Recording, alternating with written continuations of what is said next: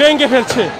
Gate ভেঙে ধানমন্ডি ৩২ নম্বরে বঙ্গবন্ধু শেখ মুজিবুর রহমানের বাড়ির ভেতরে ঢুকেছেন বিক্ষুব্ধ ছাত্রজনতা। বুলডোজার দিয়ে বাড়িটি ভাঙার কথা থাকলেও শিক্ষার্থীরা নিজের হাতেই ভাঙচুর চালাচ্ছে। বাড়িটির মধ্যে থাকা বঙ্গবন্ধুর মুরালটি ইতিমধ্যে ভেঙে ফেলা হয়েছে। তবে শিক্ষার্থীরা বলছে, বুলডোজার আসুক না আসুক আমরা ভাঙব। পূর্বঘোষিত কর্মসূচি অনুযায়ী আজ রাত ৮টার দিকে বাড়িতে প্রবেশ করেন তারা। এরপর বিভিন্ন স্লোগান দিয়ে ভাঙচুর শুরু করেন বিক্ষুব্ধ ছাত্র জনতা। বিক্ষুব্ধ শিক্ষার্থীরা বলছেন, আমরা সন্ধ্যার পর থেকে ধানমন্ডি ৩২ নম্বরে আছি। প্রতি মিনিটে শত শত মানুষ আসছে। আমরা বুলডোজার দিয়ে বাংলাদেশের প্রথম স্বৈরাচারের চিহ্ন মুছে দিতে চাই।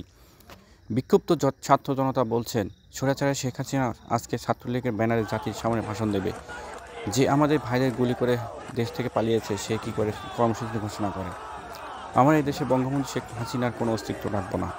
এর আগে মঙ্গলবার রাতে নিষিদ্ধ সংগঠন ছাত্রলীগের ভেরিফাইড ফেসবুক পেজ থেকে জানানো হয়, ভারত অবস্থানরত আওয়ামী লীগ সভাপতি বুধবার রাতে ছাত্রদলের উদ্দেশ্যে বক্তব্য রাখবেন।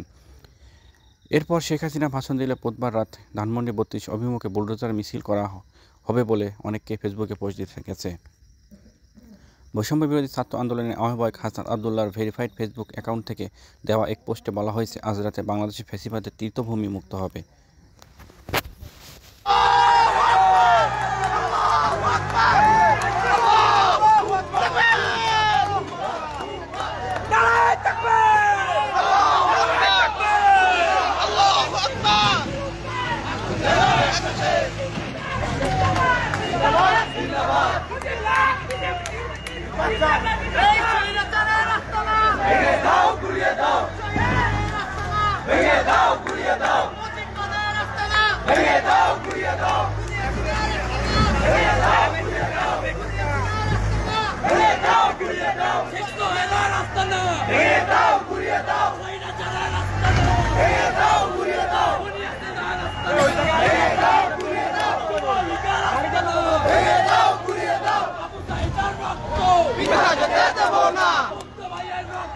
বিনা